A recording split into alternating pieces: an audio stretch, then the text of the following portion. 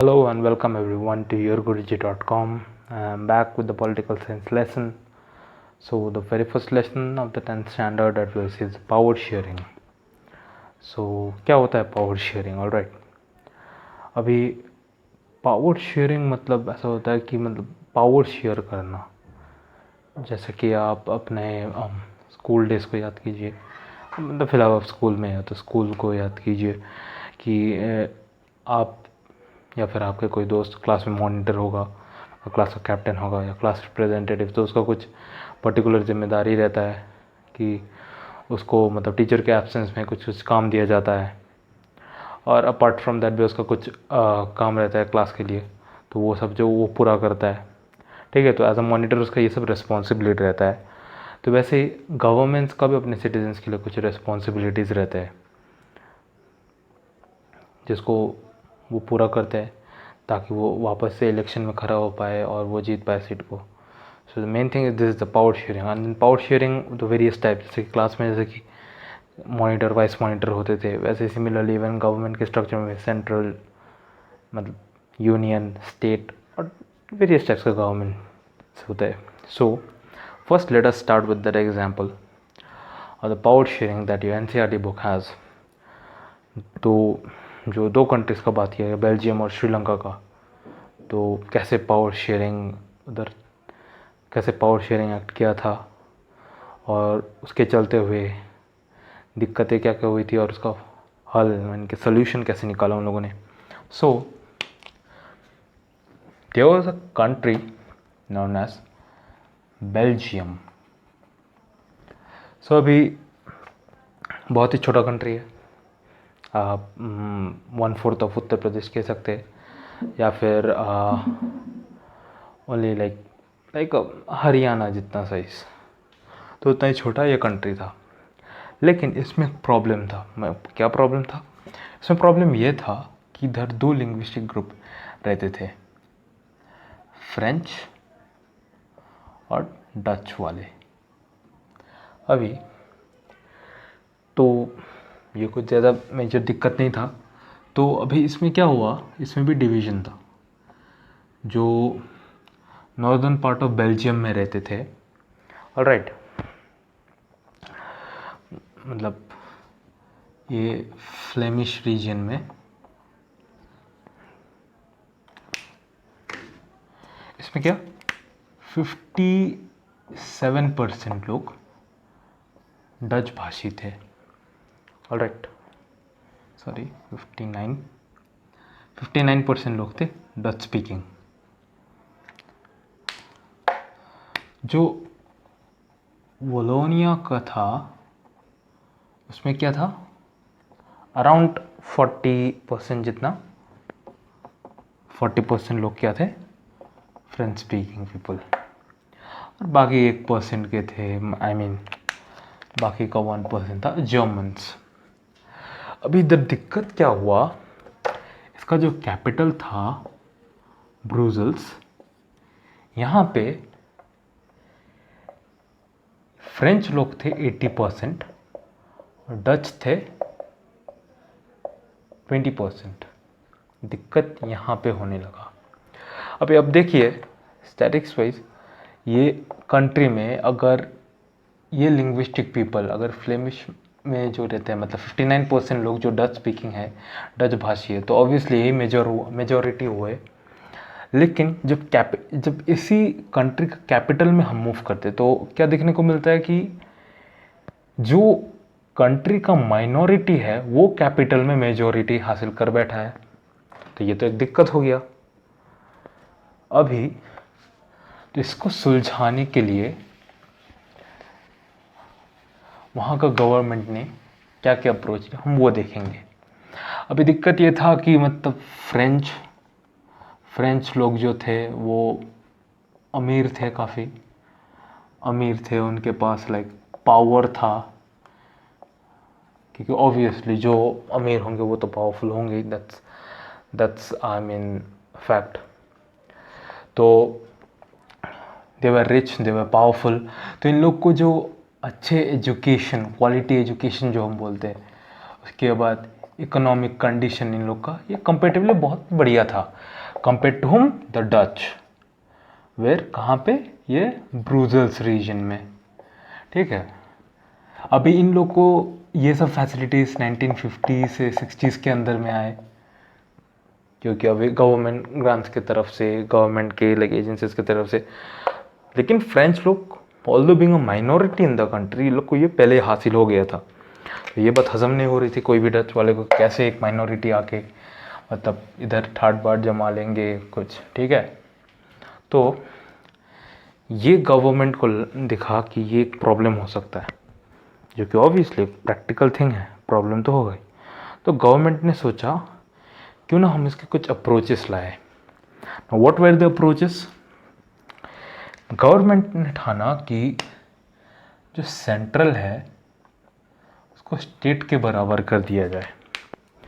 जो central government का power है इसको और जो स्टेट गवर्नमेंट का पावर है, इनको दोनों को मतलब इक्वल स्टांस में रखा जाए, मतलब इक्वालिटी है, इक्विटी में, मतलब दोनों का सेम पावर रहेगा।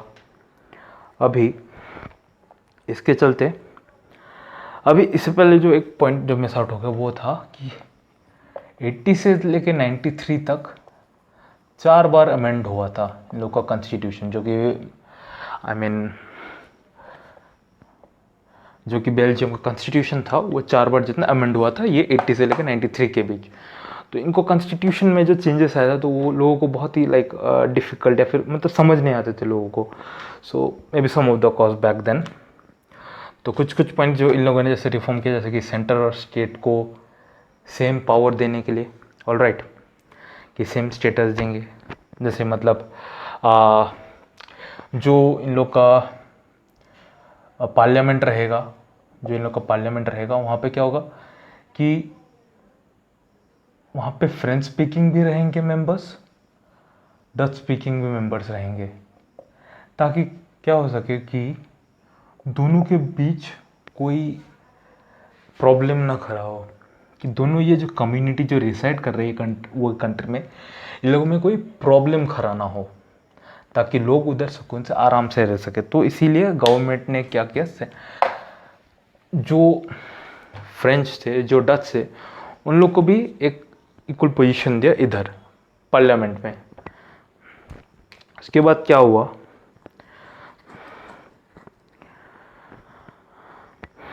ब्रुसेल्स के पास एक अलग गवर्नमेंट होता है। अभी ब्रुसेल्स ने एक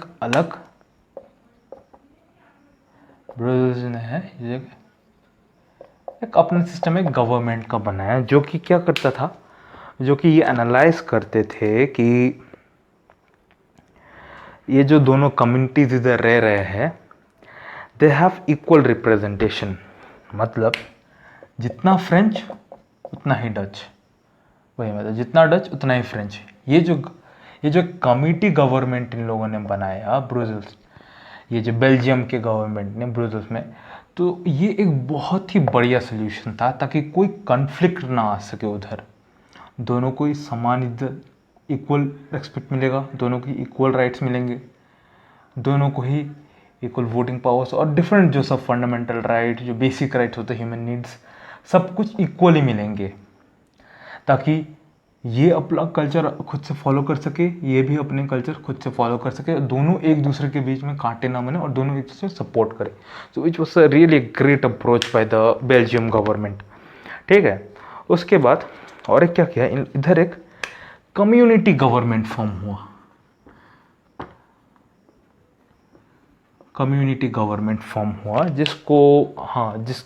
जिसके कारण मतलब लोगों को, जहाँ यही पॉइंट है जिसके कारण मतलब लोगों को थोड़ा कॉन्स्टिट्यूशन के बारे में समझ नहीं आता है। तो कोई नहीं, let us see what is the community government. तो कम्युनिटी गवर्नमेंट में क्या हुआ, they used to look over the cultural, education, linguistic and other religious matters of Belgium. So जैसे कि सेंट्रल और स्टेट गवर्नमेंट तो थे दोनों ही, लेकिन इधर ये कम्युनिटी गवर्नमेंट का क्या था, मेनली ये लोग यहाँ पे फोकस करते थे, ये सब रीजन्स पे, cultural, education, linguistic and religion aspect etcetera, ये सब, ताकि लोग उधर अच्छे से रह सके। अपना जो उनका एम्प्लॉयमेंट है वो अच्छे से कर पाए, और जो एजुकेशन है वो अच्छे से मिले बच्चों को, ताकि वो शिक्षा नीति ये सब में और आगे बढ़ सके और फ्यूचर भी अच्छा हो। तो इसके कारण क्या, बेल्जियम एक बहुत ही ब्यूटीफुल कंट्री बन गया, और आज बेल्जियम का ग्लोबल हैप्पीनेस इंडेक्स है, या फिर वर्ल्ड हैप्पीनेस इंडेक्स जो आप बोल सकें, वो है 20, जो कि बहुत ही अच्छा है, क्योंकि बहुत ही अच्छा एग्जाम्पल माना जाता है यार पावर शेयरिंग के बीच।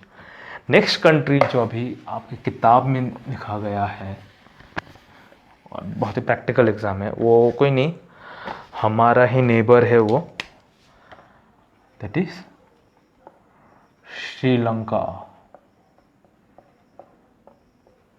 All right, so let's see Sri Lanka में क्या हुआ। अब श्रीलंका में भी यही लिंग्विस्टिक प्रॉब्लम हुआ था। यहाँ पे क्या हुआ था, दोनों लैंग्वेज में था डिफरेंस, एक तो है सिन्हाला और एक क्या थे, तमिल। अभी ये लोग मेनली बौद्ध धर्म को पालन करते थे, like when they were the Buddhist, and Tamils here included all, means here mainly they were the Indian Tamils which included all the religions, but those who migrated from India or were from India. तो अभी यहाँ जो सिन्हाला के श्रीलंकन थे वो थे 74% majority में, ठीक है, 74%। तमिल कितने थे, बस 18%, ठीक है। ये थे इनका वो 18% जो था सिर्फ तमिल था। अभी इनमें से क्या हुआ, sorry not India, here it's not India, दोनों स्पीकिंग थे, सिन्हाला और Tamil, not this here, no sorry. तो 18% थे तमिल स्पीकिंग और 74% थे सिन्हाला स्पीकिंग। अभी इनमें से ही 13% जो थे वो थे इंडियन तमिल्स। ऑल राइट,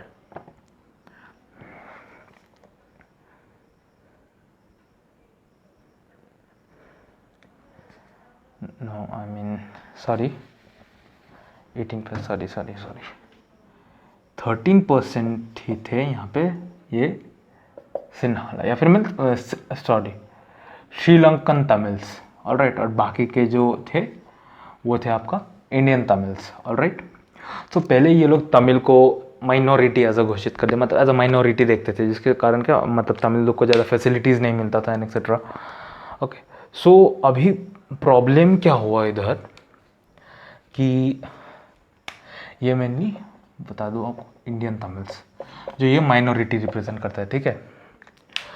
तो अभी बहुत दिक्कत हुआ इसके चलते, क्योंकि सिन्हाला लोग जो थे, ये जो श्रीलंकन तमिल जो थे, मतलब जो श्रीलंका का कम्युनिटी था, ये श्रीलंका मेनली जो मेजॉरिटी था सिन्हाला लोग, ये बौद्ध धर्म को, जैसे बुद्धिस्ट धर्म को पालन करता था। So they wanted only their culture, their religion and everything only there, right. Tamils को वो लोग बस एक एज अ माइनॉरिटी देखते थे, ठीक है, as a like pressure into their nation, और वो लोग को अच्छा नहीं लगता था। सो जो सब भी जो अच्छा एक्सेस था, जैसे कि एजुकेशन हो गया, जॉब्स हो गया एक्सेट्रा एंड ऑल, ये सब बस इन्हीं को मिलता था, इन्हीं के लिए एक्सेस मिलता था इन लोग के पास, क्योंकि पहले ये मेजॉरिटी का प्रॉब्लम था। और क्या ये और 48 में 1948 में ये क्या मेजोरिटेरियन गवर्नमेंट लेके आ गए इधर, जिसके कारण कि ये सिन्हाला लोगों को और ज़्यादा बूस्ट मिल गया कि नहीं, ये मेरा स्टेट, मेरा कंट्री है, तो ऐसे ही बस यहाँ पे मैं रहूँगा, हम लोग राज करेंगे एंड एक्सेट्रा। एंड बाकी सबको मतलब उतना अच्छे से देखते नहीं थे, because they were minorities. All right, so उतना ज़्यादा रिस्पेक्ट नहीं होता, उन लोग को बहुत ही कष्ट से ज़िंदगी गुजारना पड़ता था तभी। सो 56 में ये लोग अपने ऐसा मतलब पार्टीज़ वगैरह क्रिएट करने लगे एंड एक्सेट्रा, ठीक है। तो ये लोग और बड़ा मतलब मेजॉरिटी गवर्नमेंट बनाते गए। 80s में क्या हुआ, 1980s में ये जो तमिल्स थे, दे फॉर्म्ड और they demanded for their own Ilam. Ilam मतलब क्या होता है, इलाम मीन्स स्टेट, मतलब नाउ दे वांटेड रिकग्निशन। उन लोग को बोलते कि नो वी वांट रिकग्निशन, हम लोग भी तो यहीं के श्रीलंकन ही है, तो हम लोग को भी आप लोग अपने इधर रखो, हम लोग को भी अच्छे एजुकेशन के एक्सेस दो, अच्छे जॉब्स के लिए एक्सेस दो, लेकिन ये मेजोरिटेरियन, ये जो मेजोरिटेरियन गवर्नमेंट था, ये इनको अवॉइड कर रहे थे, जिसके कारण क्या, a huge problem bros, that is the civil war. I guess all of us are aware about this historical war and the consequences on how Sri Lanka dropped. Sri Lanka जो एक समय पे एजुकेशन, एम्प्लॉयमेंट, इकोनॉमिक स्टेटस में, financial status में जो कि, और cultural जो कि बहुत हाई हुआ करता था, वो सीधा जाके वो उसमें गिरने लगा और गिरना, बहुत ही उनका डाउनफॉल स्टार्ट हो गया। और ये ख़त्म होते होते 2009 हो गए। 2009 में जाके जो इसमें 80s के दौरान ये स्टार्ट हुआ था, ये हुआ वो 2009 में जाके ख़त्म हुआ। अब देख रहे हैं ये पीरियड कितना बड़ा पीरियड था, ये वार का पीरियड देखिए। सो ह्यूमंगस, बहुत साल चला, कईयों की जान गई, ठीक है, बहुत लोग जिंदा नहीं बचे, इसी कारण के लिए अपने फाइट कंटिन्यू करते रहे, ये वार कंटिन्यू करते रहे। लेकिन आज भी ये प्रॉब्लम है उधर। आई वुड नॉट से ये पूरी एराडिकेट हो गया या पूरा चला गया, लेकिन आज भी ये प्रॉब्लम फेस करते हैं वहाँ के लोग। सो यू सी, जब आप बेल्जियम और श्रीलंका को कंपेयर करोगे, so obviously without any doubt I guess you will choose Belgium. All right, you will choose Belgium over Sri Lanka for that. I mean the Belgium governance over the Sri Lankan. क्योंकि Belgium का भी ये same problem था, लेकिन लोगों ने बहुत ही अच्छे तरीके से संभाला ताकि दोनों कम्युनिटीज अच्छे से रह पाए, अच्छे से अपनी ज़िंदगी गुजार पाए और उन लोगों को दोनों को कोई प्रॉब्लम ना हो। तो पावर शेयरिंग इसमें क्या होता है, पावर शेयरिंग अभी दो टाइप का होता है, एक हो गया प्रूडेंट और एक हो गया मोरल।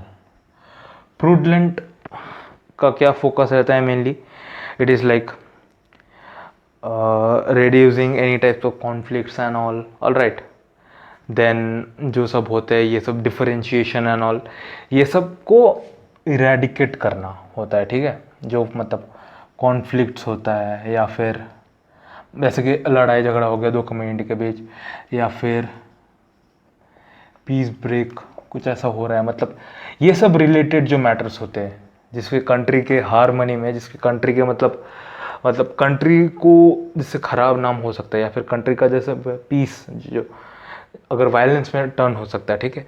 तो प्रूडेंट जो फॉर्म ऑफ पावर शेयरिंग है वो इसमें फोकस करता है कि ताकि ये सब ना हो देश में, ये सब ना हो देश में। मोरल क्या होता है, ऑन लाइक ऐसे डेमोक्रेसी, ये लोग फोकस करते हैं कि जितना ज़्यादा लोग होंगे डेमोक्रेसी भी उतना ज़्यादा होगा, क्योंकि सभी को इक्वल राइट्स मिलेंगे, सभी को बोलने का फ्रीडम ऑफ स्पीच मिलेगा, सभी को फ्रीडम ऑफ लाइफ मिलेगा, ताकि लोग और अच्छे से रह पाए कंट्री में और बढ़िया तरीके से रह पाए कंट्री में। So this is two types of power sharing, one is prudent and one is moral, यही दो बात है। अभी let's see what are the forms of power sharing जो इंडिया में होते हैं। All right, forms of power sharing. So जैसे बेसिक जो इंडियन का गवर्नेंस है वो, उसमें जैसे दो टायर का गवर्नेंस होता है, एक सेंट्रल एक स्टेट। सेंट्रल में जैसे कि प्राइम मिनिस्टर हो गया, स्टेट में क्या हो गया, चीफ मिनिस्टर। तो वैसे जैसे सेंटर को मतलब पूरा इंडिया का देखना पड़ता है उन लोग को, पूरा इंडिया को गवर्न करना पड़ता है। स्टेट का जैसे हर एक स्टेट का एक रिस्पॉन्सिबिलिटी होता है उनको, different chief ministers have respective responsibilities. तो ऐसे ही मतलब डिफरेंशिएशन होता है ताकि मतलब ये लोग सिटीजन्स को और अच्छे से गवर्न कर पाए और अच्छे से चला पाए और देश को और आगे तक को ले जा सके। So the different forms that we have is that first we have various organs और डिफरेंट ऑर्गन्स ऑफ गवर्नमेंट, ठीक है। Then we have different levels या फिर टायर्स ऑफ गवर्नमेंट, ठीक है। Then we have what you call is that social groups, community groups, ये सब होता है, लाइक साइड कम्युनिटी ग्रुप्स हो गए। Then at the end what we have is that political parties, peer pressure groups, etc. All right. So different organs जैसे क्या क्या हो गया, as we all know, we have legislative, executive, judiciary. ठीक है, इन लोग का रेस्पेक्टिव काम्स होते हैं, जैसे कि मतलब passing the bill and then changing the bill to an act, जैसे कि ये थ्रू ये एंटायर प्रोसेस जाता है, ये एक पूरा प्रोसेस होता है। ठीक है, तो लेजिस्लेशन का एक काम होता है, एग्जीक्यूटिव का एक काम होता है, जुडिशियरी एक का अलग काम होता है, ताकि हर एक जो ये ऑर्गन्स है ये इंडिपेंडेंटली अपने काम पे फोकस कर सके और जॉइंटली एक अच्छे डिसीजन बना सके सिटीजन्स के लिए। Then we have different types of government, as I said, union या फिर central, then we have state, and इसके नीचे भी आता है the local governments, which will see later in the next chapter. So इन लोग का भी रेस्पेक्टिव काम्स होते हैं अपने सिटीजन्स के, अपने different list to act upon अपने सिटीजन्स के लिए। ठीक है, अपने सिटीजन्स के लिए अपने स्टेट को कैसे और अच्छा और बेहतर बना सकते हैं एज कंट्री, और कितना बेहतर बन सकता है। तो this is not a competition, आप ये कंपटीशन की तरह मत ले, but it is more of a development, deploying techniques to develop the country even better. Community group जो मतलब सोशल ग्रुप्स होता है, ठीक है, आप गूगल कर सकते हैं, बहुत सारा सोशल ग्रुप्स आपको मिल जाएगा सोशल रिलेटेड। उसके बाद है पॉलिटिकल पार्टीज, पॉलिटिकल पार्टीज तो बहुत सारे हैं, जैसे कि national parties, state parties etcetera. All right, जैसा कि we have right now the ruling party BJP, then we have Indian National Congress, TMC, I mean AITMC, then we have National Congress Party of India, etc. Then CPI, all these are the national parties, and state we have like RJD and etc. all right. उसके बाद होता है peer pressure groups. अभी pressure groups का क्या काम होता है? प्रेशर ग्रुप्स मतलब एक अलायंस फॉर्म रहता है, ठीक है, एक अलायंस होता है इन लोगों के साथ, और they may be an alliance, either they may be an alliance और दे मे बी ऑपोजिशन, और लेट्स से ओपोनेंट, जो कि दोनों ही क्या फोर्स करते गवर्नमेंट को कि वो और अच्छा डिसीजंस ले अपने उसमें। ठीक है, एक जो गवर्नमेंट का सपोर्ट में होता है, एक जो गवर्नमेंट के अगेंस्ट होता है, जो कि नेचुरल डेमोक्रेसी में होता है। तो इन लोग का मेन काम होता है कि गवर्नमेंट और अच्छे रिफॉर्म्स लाए अपने सिटीजन्स के लिए, ताकि ये डेमोक्रेसी का जो पावर है वो बने रहे, सिटीजन्स और अच्छे से रह पाए एंड खुशी से रह पाए। So this is all about basics and the entire thing that has been talk in the power sharing chapter. So power sharing में बस इतना ही कुछ है आप लोग का।